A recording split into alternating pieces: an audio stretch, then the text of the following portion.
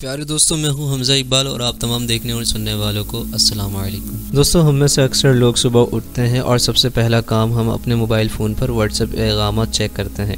صبح بخیر پیغامات سے لے کر انٹرنیٹ بینکنگ کے لیے واٹس ایپ استعمال کرتے ہیں۔ واٹس ایپ بلا شبہ اس وقت دنیا میں سب سے زیادہ استعمال ہونے والی میسیجنگ ایپ بن چکی ہے۔ اس وقت دنیا میں واٹس ایپ کے 2 بلین سے زیادہ فعال صارفین ہیں، لیکن واٹس ایپ ایپ ہونے کے ناطے ہم سب جانتے ہیں کہ واٹس ایپ ایک مفت اپلیکیشن ہے۔ اسی طرح ہمیں واٹس ایپ استعمال کرتے وقت کوئی اشتہار نظر نہیں آتا۔ تو یہاں سوال یہ پیدا ہوتا ہے کہ واٹس ایپ اپنے 2 ارب سے زائد صارفین کو بغیر کسی قیمت کی خدمات کیسے اور کیوں فراہم کر رہا ہے؟ واٹس ایپ ایپ پیسہ کیسے کماتا ہے؟ واٹس ایپ ایپ کا بزنس ماڈل کیا ہے؟ دوستو، آج کی ویڈیو میں ہم ان سوالات کے جوابات جاننے کی کوشش کریں گے۔ واٹس ایپ کی بنیاد برائن ایکٹن اور جان کوم نے 2009 میں رکھی تھی۔ اس اسٹارٹ ایپ کی کہانی اس وقت شروع ہوتی ہے جب دونوں نے یاہو کی نوکری چھوڑ دی اور دنیا بھر کا سفر شروع کیا، لیکن جلد ہی ان کی بچت ختم ہونے لگی اور انہیں مختلف جگہوں پر نوکریوں کے لیے دوبارہ درخواست دینا پڑی۔ ٹویٹر اور فیس بک سے نوکری مسترد ہونے کے بعد وہ کافی مایوس تھے، لیکن اس ناکامی کے بعد انہوں نے زندگی کا نیا سفر شروع کیا۔ جان جب ورزش کے لیے جم جاتی تھیں تو وہ اپنے فون پر اپنے دوستوں کے کال کا جواب نہیں دے پاتی تھیں۔ اس نے سوچا کہ کوئی ایسی ایپ ہونی چاہیے جہاں وہ اسٹیٹس کو اپڈیٹ کر سکے کہ وہ اس وقت جم میں ہے، تاکہ اس کے دوستوں کو اس کے بارے میں معلوم ہو اور اسے فون نہ کریں۔ اس آئیڈیا پر کام کرتے ہوئے اس نے آئی فون کے لیے واٹس ایپ کے نام سے ایک اپلیکیشن بنائی۔ اس ایپ کے ذریعے آپ اپنا اسٹیٹس بتا سکتے ہیں کہ میں ابھی جم میں ہوں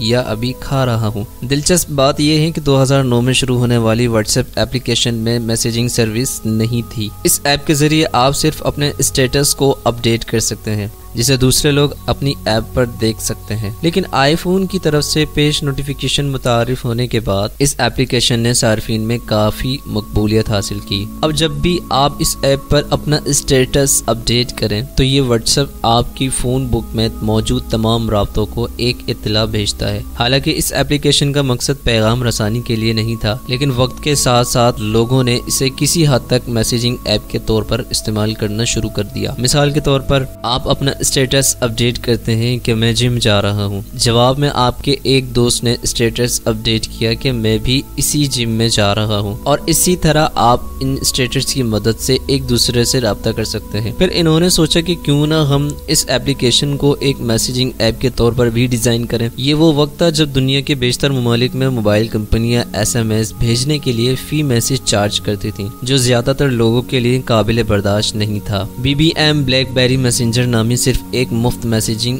ایپ تھی، لیکن اس کے لیے بلیک بیری موبائل کی ضرورت تھی۔ چنانچہ واٹس ایپ نے مارکیٹ میں اس خلا کو پر کیا اور چند ہی دنوں میں لاکھوں لوگوں نے اس ایپ کو ڈاؤن لوڈ کر لیا۔ واٹس ایپ کی بڑھتی ہوئی مقبولیت کے پیش نظر کچھ سرمایہ کاروں نے اس کے شیئرز خریدنے کی خواہش کا اظہار بھی کیا۔ اسی طرح اشتہار کی مدد سے پیسہ کمانے کا ایک طریقہ تھا، لیکن دوستو، برائن ایکٹن اور جان کوم نے کہا کہ وہ اس ایپ کو ایڈز سے پاک رکھنا چاہتے ہیں اور اس ایپ کو بغیر منافع، بغیر نقصان کی بنیاد پر چلانا چاہتے ہیں۔ شروع میں واٹس ایپ کو چلانے کے لیے زیادہ مالی یا انتظامی وسائل کی ضرورت نہیں تھی۔ ایپلیکیشن کو چلانے کے لیے ایک چھوٹی ٹیم بنائی گئی تھی جو اس کی تکنیکی اور انتظامی پہلوؤں کو دیکھ رہی تھی۔ ان اخراجات کو پورا کرنے کے لیے واٹس ایپ نے اپنے صارفین سے $1 سالانہ فیس وصول کی، یعنی واٹس ایپ اب مفت نہیں تھا، لیکن صارفین کو اسے استعمال کرنے کے لیے ہر سال $1 ادا کرنا پڑتا تھا۔ اس $1 سالانہ چارجز کے بعد بھی ڈاؤن لوڈ کرنے والوں کی تعداد روز بروز بڑھ رہی تھی۔ 2011 تک واٹس ایپ ایپ اسٹور پر ٹاپ 10 ایپس کے زمرے میں تھا۔ اس بزنس ماڈل کی وجہ سے واٹس ایپ تقریباً 3 سالوں میں منافع بخش ہو گیا۔ یہ فنڈز ٹیم پر ایپ کو تیار کرنے اور چلانے کے لیے استعمال کیے گئے۔ وقت گزرنے کے ساتھ ساتھ ایپ کی مدد سے تصاویر بھیجنے جیسے مزید فیچرز شامل کیے جا رہے تھے۔ اس طرح اگلے چند سالوں میں فروری 2013 تک واٹس ایپ صارفین کی تعداد 200 ملین سے تجاوز کر گئی تھی۔ برائن ایکٹن کا واضح موقف تھا کہ وہ ایپ کو ایک سادہ میسیجنگ ایپ کے طور پر رکھیں گے جو صارف کے ڈیٹا کی رازداری کا مکمل خیال رکھے گا۔ انہوں نے کہا کہ ہماری پروڈکٹ ہمارا جنون ہے۔ 2014 تک بہت سی میسیجنگ ایپس مارکیٹ میں متعارف ہو چکی تھیں۔ فیس بک نے سوچا کہ اگر وہ واٹس ایپ خرید لے، فیس بک اور واٹس ایپ کے درمیان مجموعی طور پر کوئی مقابلہ باقی نہیں رہے گا۔ مزید یہ کہ واٹس ایپ پر لاکھوں صارفین کا ڈیٹا ممکنہ طور پر فیس بک کے کے لیے زیادہ رقم کا ذریعہ بن سکتا تھا۔ چنانچہ 2014 میں ایک معاہدے میں فیس بک کے CEO مارک زکربرگ نے واٹس ایپ کو $19 بلین میں خریدا۔ دوستو یہاں سوال یہ پیدا ہوتا ہے کہ واٹس ایپ صارفین ڈیٹا پرائیویسی کا دعوے دار کیوں؟ $19 بلین کا معاہدہ اپنے آپ میں ایک بہت بڑی کشش تھی، لیکن اس کے علاوہ فیس بک نے واٹس ایپ کے بانیوں اور صارفین کو یقین دلایا کہ اگرچہ ہم واٹس ایپ خرید رہے ہیں لیکن یہ کہ واٹس ایپ آزاد رہے گا اور آزادانہ طور پر کام کرے گا، تو واٹس ایپ کے بانیوں نے قبول کر لیا۔ 2016 میں واٹس ایپ نے $1 سالانہ فیس کو ہٹا دیا اور واٹس ایپ ایک بار پھر مکمل طور پر مفت ایپلیکیشن بن گیا۔ اس کی وجہ یہ تھی کہ پاکستان سمیت کئی ممالک میں لوگوں کے پاس اس ادائیگی کے لیے کریڈٹ کارڈ نہیں تھے، لیکن چونکہ مارک زکربرگ نے واٹس ایپ خریدنے کے لیے $19 بلین خرچ کیے ہیں، واٹس ایپ کو منافع بخش بنانا اس کے لیے بہت اہم ہو گیا۔ اس لیے اس نے واٹس ایپ کے بانی برائن ایکٹن اور جان کوم پر بہت دباؤ ڈالا کہ وہ اس ایپ کے لیے ایک بزنس ماڈل لے کر آئیں، اور پھر آخرکار ستمبر 2017 میں برائن ایکٹن نے استعفیٰ دے دیا اور اس کے فوراً بعد جان کوم نے بھی استعفیٰ دے دیا۔ ان کا کہنا تھا کہ وہ اس پالیسی سے متفق نہیں ہیں جو فیس بک صارف کے ڈیٹا کی رازداری کے حوالے سے بنانے کی کوشش کر رہی ہے، اور مزید یہ کہ فیس بک واٹس ایپ کے لیے جو بزنس ماڈل بنانے جا رہا ہے وہ ان کے اصولوں کے خلاف ہے، تو وہ واٹس ایپ چھوڑ رہے ہیں۔ اس طرح مارک زکربرگ کا واٹس ایپ ایپ پر مکمل کنٹرول تھا۔ فیس بک کے پاس واٹس ایپ ایپ کے لیے کچھ نئے منصوبے تھے۔ کمپنی نے واٹس ایپ بزنس ایپلیکیشن کو 2018 میں لانچ کیا، جس کے ذریعے صارفین واٹس ایپ پر اپنا بزنس پروفائل بنا سکتے تھے اور تصدیق شدہ کاروباری شخصیات اپنی ویب سائٹس یا فیس بک پیج کو بھی اس واٹس ایپ بزنس پروفائل کے ساتھ لنک کر سکتے ہیں۔ یعنی اب فیس بک پیج اور what's app app business profile کے درمیان ایک لنک قائم ہو گیا ہے، اور اس طرح واٹس ایپ ایپ کے ذریعے فیس بک کو بالواسطہ طور پر فروغ دینے کا طریقہ تلاش کیا گیا ہے، کیونکہ جو کوئی بھی واٹس ایپ بزنس پروفائل استعمال کرتا ہے وہ ایک کلک کے ذریعے فیس بک پیج پر جا سکتا ہے۔ What's app app business application فی الحال ڈاؤن لوڈ اور استعمال کرنے کے لیے مفت ہے، تاہم واٹس ایپ فی الحال WhatsApp for business API کے ذریعے پیسے کماتا ہے۔ اب API کا مطلب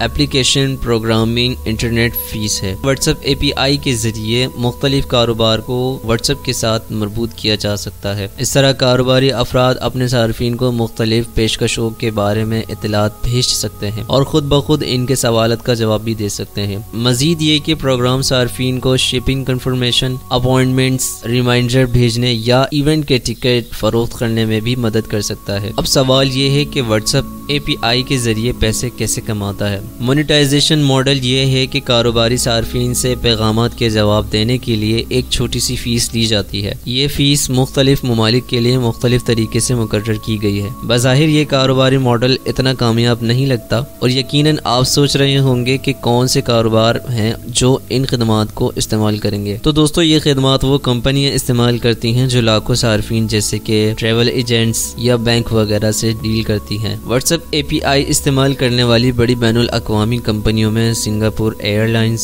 Booking.com، اوبر اور نیٹفلکس شامل ہیں۔ پاکستان میں واٹس ایپ استعمال کرنے والی کمپنیوں میں سے ABL اور جیز کیش بھی شامل ہیں۔ اس کے علاوہ واٹس ایپ نے کچھ ممالک میں واٹس ایپ پے کے نام سے ایک سروس بھی شروع کی ہے۔ یہ واٹس ایپ بزنس پر ادائیگی کے لیے فراہم کردہ ایک سہولت ہے۔ واٹس ایپ پے عام لوگوں کے لیے مفت ہے، لیکن کاروبار کے لیے واٹس ایپ ہر لین دین پر چارج کرتا ہے۔ خیال کیا جاتا ہے کہ مستقبل میں یہ اشتہارات واٹس ایپ کی اسٹیٹس ونڈوز پر چلائے جائیں گے۔ آپ واٹس ایپ کی موجودہ کمائی کے بارے میں سوچ رہے ہوں گے، لیکن جواب اتنا آسان نہیں ہے، کیونکہ واٹس ایپ فیس بک کمپنی کا حصہ ہے، لہٰذا واٹس ایپ کی اپنی کمائی، آمدنی کا بیان یا بیلنس شیٹ کی کوئی واضح یا الگ سے اعداد و شمار نہیں ہے۔ لیکن ہم جانتے ہیں کہ دنیا بھر میں لاکھوں کاروبار واٹس ایپ بزنس ایپ استعمال کرتے ہیں۔ دنیا میں بہت سے کاروبار اس وقت صرف واٹس ایپ پر چل رہے ہیں، لیکن اس وقت سب سے اہم چیز جو واٹس ایپ کے پاس ہے وہ اربوں صارفین کا ڈیٹا ہے، جو اس دور کی سب سے قیمتی چیز ہے۔ ایک طرح سے واٹس ایپ ایپ کی ڈیٹا پرائیویسی پالیسی بہت سخت ہے اور صارفین کے ڈیٹا کی حفاظت کرتی ہے، لیکن کمپیوٹر انٹیلیجنس کی مدد سے یہ ڈیٹا صارفین کو ان کی ضروریات کے مطابق فیس بک اشتہارات دکھانے کے لیے استعمال کیا جا سکتا ہے۔ دوستو مستقبل میں واٹس ایپ ایپ ایک بہت بڑا e commerce business platform بن کر ابھر سکتا ہے، جس میں مختلف مصنوعات فروخت اور خریدی جا سکتی ہیں اور ان کی ادائیگی بھی اسی پلیٹ فارم کے ذریعے کی جا سکتی ہے۔ اس پر عمل ہوگا یا نہیں یہ مستقبل کا سوال ہے۔ تو دوستو آپ کو واٹس ایپ پر آج کی معلوماتی ویڈیو کیسی لگی ہمیں اپنی رائے سے آگاہ ضرور کیجیے گا۔